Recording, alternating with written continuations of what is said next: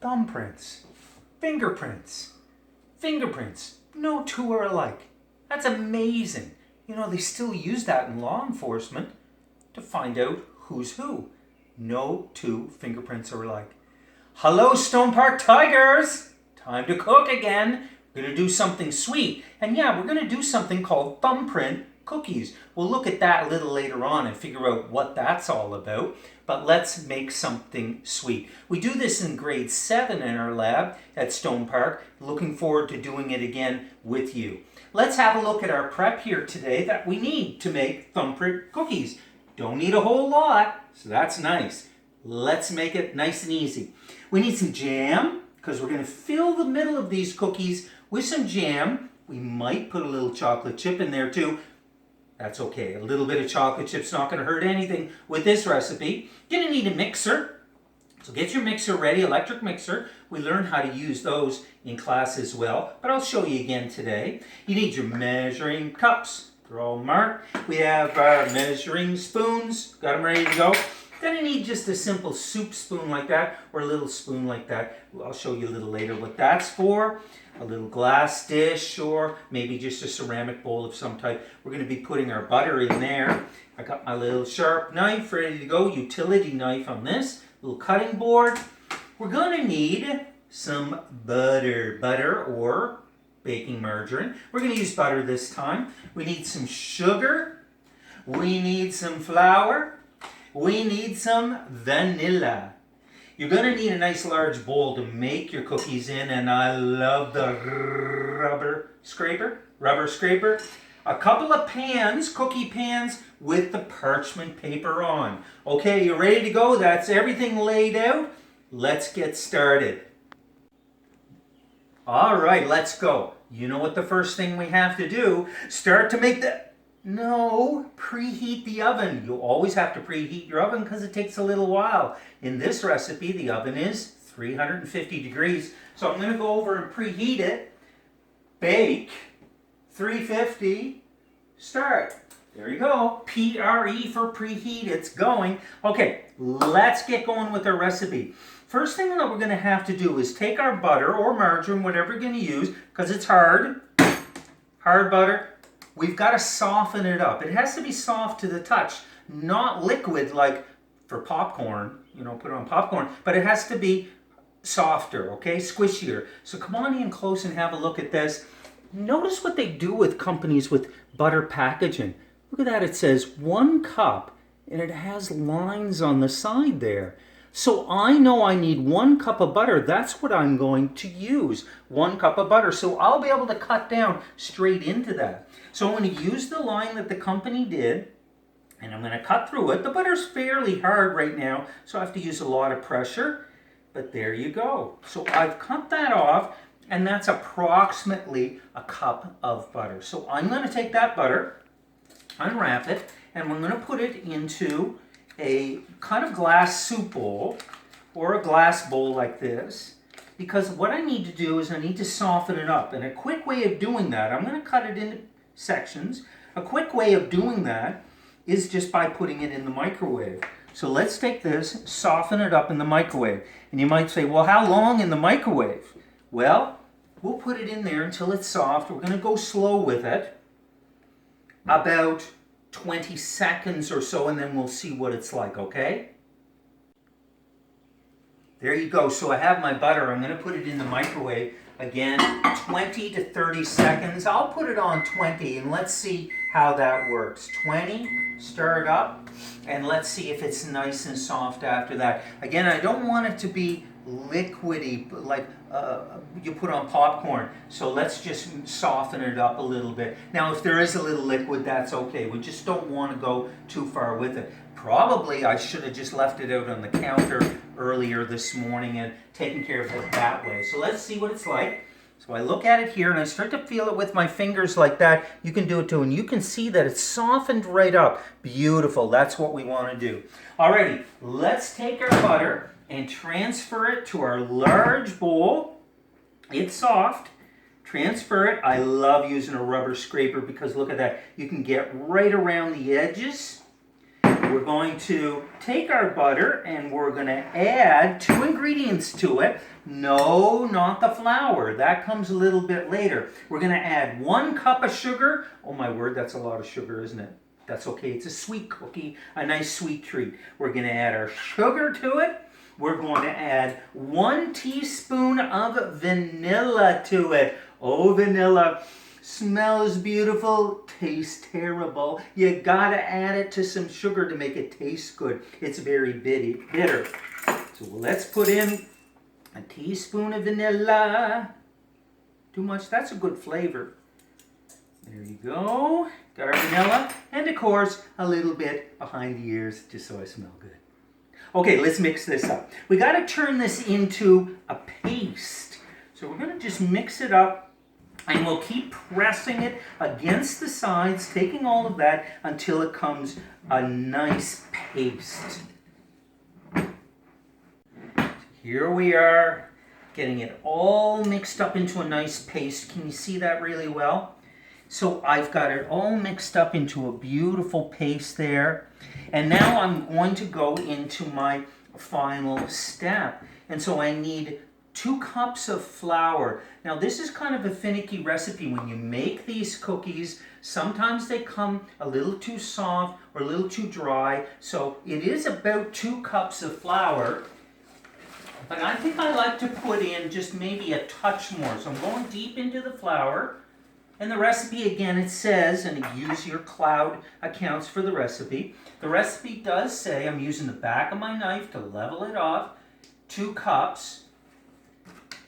So there's 1 and 2. This is going to make a lot of cookies. Be able to give lots to your friends and family. You can freeze them probably too. There's 2 cups. Level it off. A little bit messy there, but that's what baking is, isn't it? 2 cups, and I'm just going to put in just a teeny little bit more. I've done this recipe a few times, and I say that to the kids too. Just a little bit more like that, and let's see how that goes. So we're going to start off, go slow, because if I hit it hard, it's going to go poof everywhere. So I got to go slow, and all I'm doing here is just trying to get this combined a little bit, because I am going to use my electric mixer into it in just a minute. Keep going like that and folding it over. There, at least I've got it combined a little bit now. Now I'm going to use my electric mixer to combine it and finish it up. And so I take the electric mixer. One of the things you want to remember, right? Off position before you plug it in. You don't want to plug it in and it's already on and it takes up your hair. So make sure that it is in the off position. Plug it in. Now with the electric mixer, you can see it can go slow. That's not too slow. Faster, faster. So I am going to start in it going fairly slow. I'll start about like that. And go above. I'm not pressing really hard into it. Yes, you can touch the side of the bowl and go a little faster, just a little at a time, going around. And the idea is that we want to make it crumbly. So we're going to keep doing it until it's crumbly. Careful. Don't come out too quickly. Stay down.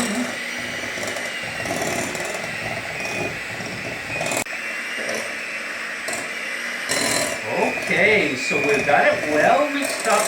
It's nice and crumbly, and we'll stop there. Careful.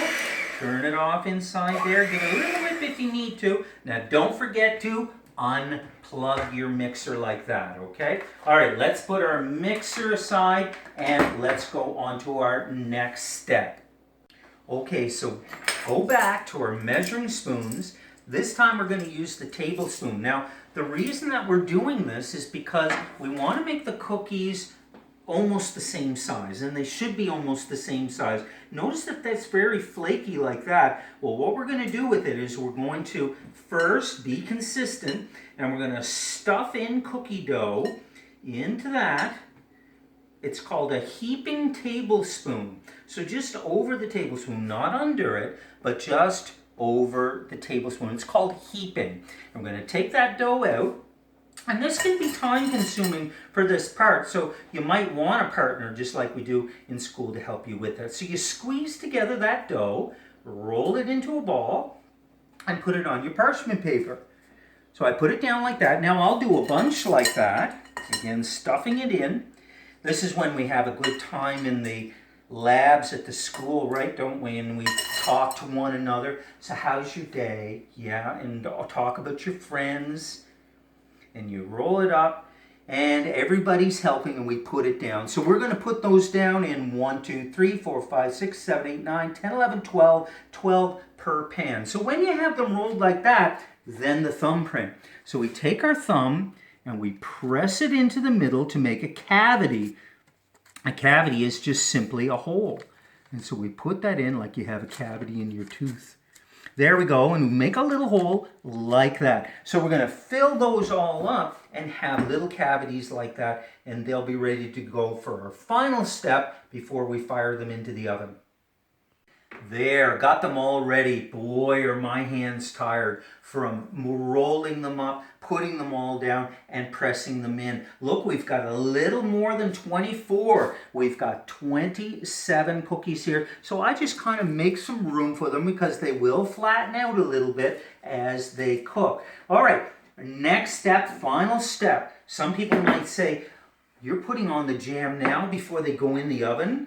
Yes, that's an important part of this, is putting the jam in before they go into the oven. So I have some nice raspberry, blueberry. I even have some chocolate chips that we'll put in the cavities. And you know what? You can get apricot jam, orange marmalade in there. You can put some really nice things in there, whatever you'd like to do.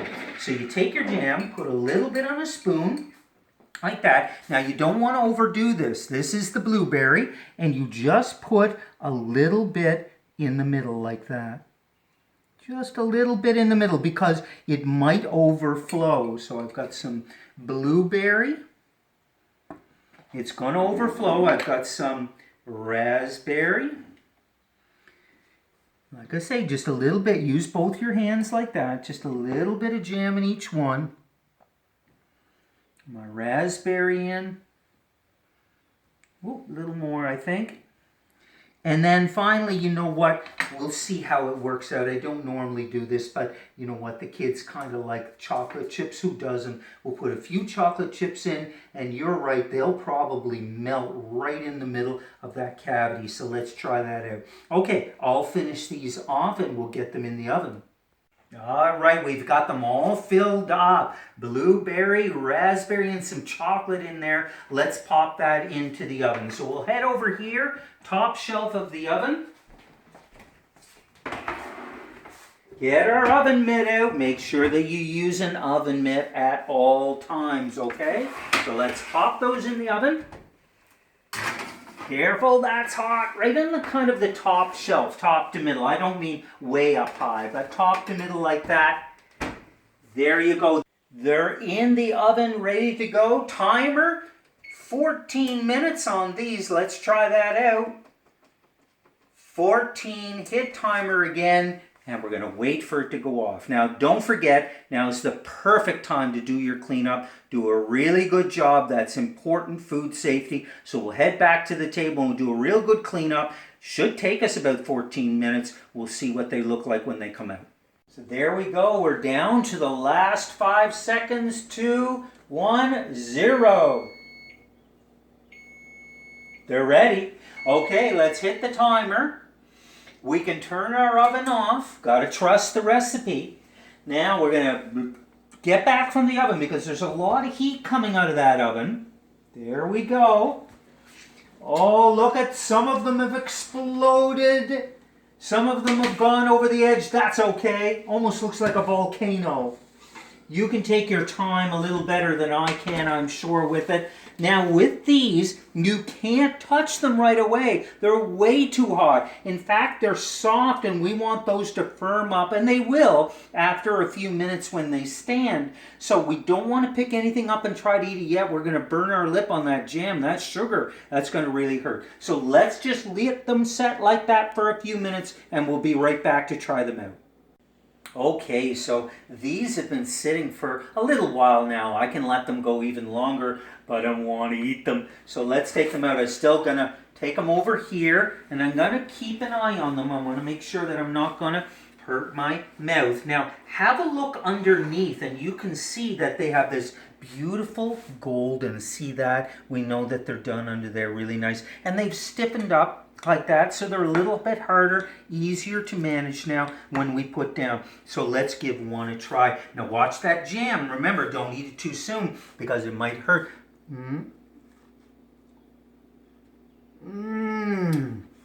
Just like candy in the middle. So good, beautiful. Well, there you go. Thumbprint cookies, using your thumbprint to make the cavity in the cookies. Nice, simple recipe, lots of fun. I hope that you'll try these cookies out at home, under supervision, and have some fun with it. Keep working on those skills, and we'll see you again another time. Bye-bye, Tigers.